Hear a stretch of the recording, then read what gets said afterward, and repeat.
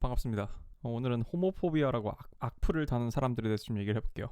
이 소나람이 하도 헛소리를 많이 해가지고 영상이 11탄까지 이미 다 나왔는데 딱히 보기 좋은 얼굴도 아니고 채널에 걔 얼굴로 도배되는 게 좀 구리기도 해서 일단 이거부터 올릴게요. 제 영상 중에 성소수자에 대한 영상이 딱 하나 있죠. 그리고 이게 제 영상 중에서 비추가 가장 많이 박혔습니다. 결론부터 말하면 이 영상은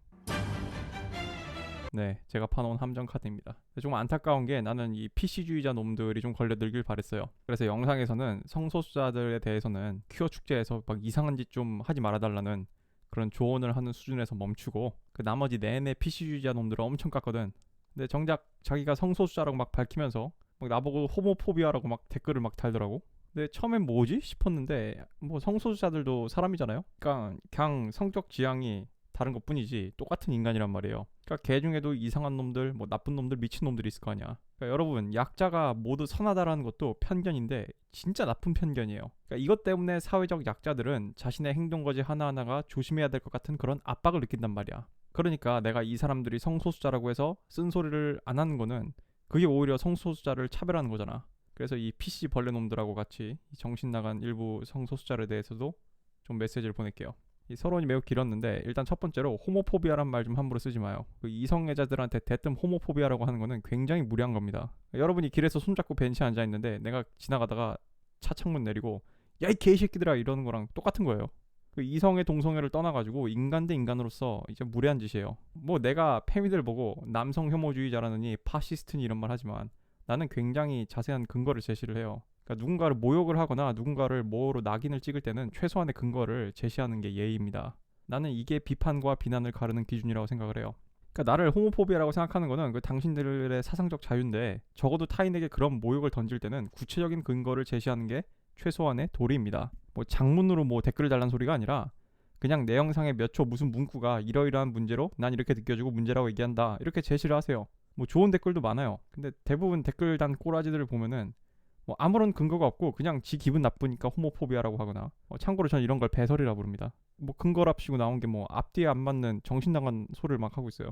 나보고 자꾸 성소수자가 무슨 특권이 있냐고 막 시비를 거는데 이미 그 과정에서 특권 의식이 드러나는 거예요. 뭐 성소수자는 성역이다. 그래서 모든 비판은 성소수자 혐오다라는 태도와 인식, 성소수자의 행동에 대한 비판과 성소수자 자체에 대한 비난을 구별하지 못하는 태도. 정확히 지적을 하면요. 적지 않은 성소수자들한테 제가 느끼는 그 특권 의식은 사실 동성애랑은 아무 상관이 없어요. 그 당신들이 동성애자라서 특권 의식이 있다고 얘기한 게 아니야. 오히려 약자라는 프레임에서 나오는 언더도그마에 가까워요. 아니 퀴어 축제에서 성기 모양 쿠키 팔지 말고 똥구멍 모양 부각되는 옷 입지 말고 그런 상품 팔면은 당신들의 이미지 똥칠한 거니까 대중적 공감대를 위해서 하지 말라고 조언하는 게 그게 게이 혐오냐? 자, 일부가 그런 짓을 하고 거기에 반대하는 성소수자가 있다 해도요. 당신들을 어떻게든 싫어할 이유를 찾아내는데 혈안이 된 사람들은 그것만 막 부각을 시켜. 그리고 별 관심 없는 대중들은요. 그것들만 이미지에 강렬하게 남아요. 아무튼 뭐 그거 가지고 뭐라 하는 게 게이 혐오가 되려면은 뭐 동성애자들은 선천적으로 노출증 환자여야지 성립이 되는 거 아니냐고.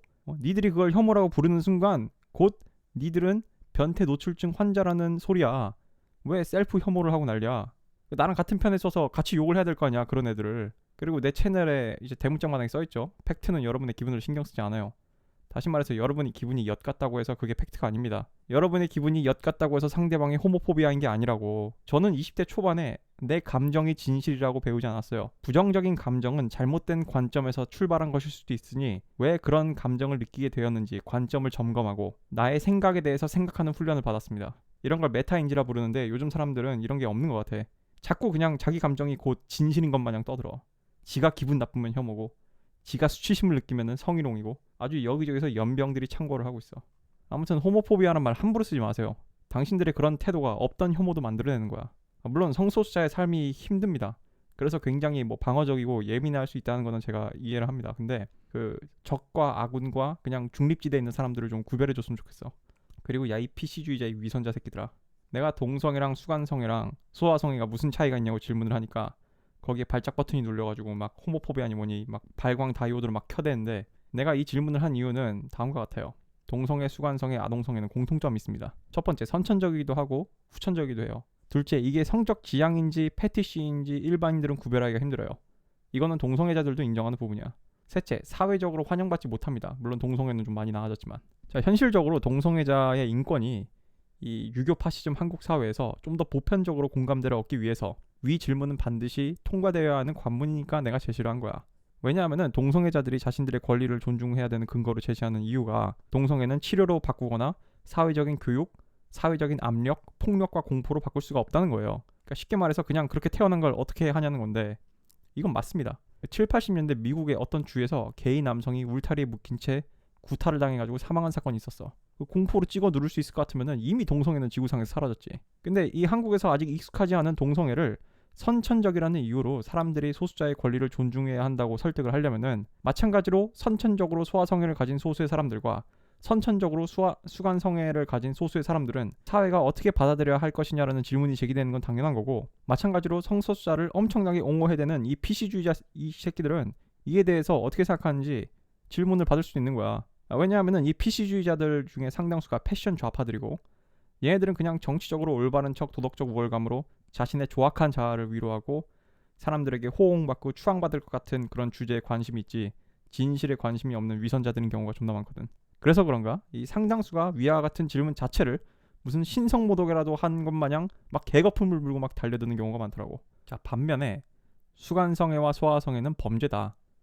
어린아이나 동물하고는 성적으로 합의를 할 수 없기 때문에 윤리적으로도 문제가 있다라고 이렇게 좋게 근거를 제시한 분들도 계세요. 근데 이분들 자체도 함정이 빠진 게 이미 수간성애와 소아성애를 타고난 것만으로도 그 정체성 갖고 그 사람들을 이미 범죄자인 것처럼 묘사를 했죠. 동물에게만 성욕이 생기고 아이에게만 성욕이 생기는 이런 사람들은 지가 그냥 뇌가 그렇게 설계가 된 사람이지 그 사람이 아직 범죄를 저지르기 전까지는 그 사람도 여러분과 같은 평범한 인간입니다. 오히려 이 사람들은 자신의 본능과 싸우고 사회에서 적응하기 위해서 그런 타고난 자신의 성향을 억누르는 사람들일 수도 있어요. 이 사람들도 어딘가에는 욕구를 해결을 해야 되는데 그러면은 사회적으로 문제를 일으키지 않을 방법과 그 사람들의 욕구를 해결할 방법의 그런 중간지대를 찾아내야겠지. 내가 마찬가지로 사이코패스를 예로 든 것도 사이코패스의 뇌를 이렇게 찍어보면은 확연히 물리적으로 일반인과 차이가 구별이 돼요. 미국 감옥에서 수감된 사이코패스와의 인터뷰를 봐도 그 사이코패스 지도 그걸 알아가지고 자기를 풀어주지 말라고 얘기를 하거든. 그래서 내가 질문했지.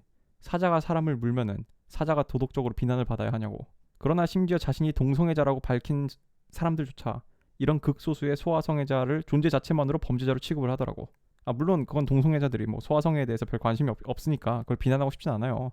성소수자가 약자라고 해가지고 뭐 도덕적으로 논리적으로 완벽해야 되는 게 아니잖아. 하지만 동성애자들조차 소아성애자들을 자기들과는 다른 범죄자 또는 더러운 인간으로 무의식적으로 생각을 한 것일 수도 있고, 즉 동성애자들도 마찬가지로 자기들보다 더 두들겨 패기 쉬운 사회적인 샌드백 앞에서는 혐오의 주체가 될 수 있다는 것을 환기시켜주고 싶었을 뿐이야. 그래서 이성애자들의 관점이 어떤 건지 좀 인지하는 것도 나쁘지 않았고, 특히 호모포비아라는 말을 입에 달고 다니는 그런 태도에 대해서도 좀 다시 한번 생각을 해보라고. 심지어 나보고 소아성애자냐고 비꼬는 분도 있던데 이게 진짜 멍청한 게 성소수자 인권을 지지하고 연대하는 사람들은 다 비밀리에 동성애를 하는 사람들이냐? 기대를 깨서 죄송한데요. 저는 포비아라는 말을 써야 될 정도로 여러분이 공포스럽게 느껴지지 않아요. 차라리 거미가 더 무섭지. 제가 주변 사람들이 게이인지 아닌지 신경 쓸 때는 딱 한 가지 경우예요. 뭐 애인을 소개시켜달라는 그런 부탁을 받았을 때밖에 없어요. 그리고 제 영상을 보고 댓글을 다는 다른 분들은 뭐 소수자의 특정 행동 패턴에 대해서 비판을 하는 건 상관이 없는데 정체성 자체를 욕하는 건 좀 하지 않았으면 좋겠습니다. 제가 몇 개 이렇게 막 삭제를 했거든요. 사람이 그렇게 태어난 걸 갖고 비난하는 거는 저는 동의하기가 어려워요.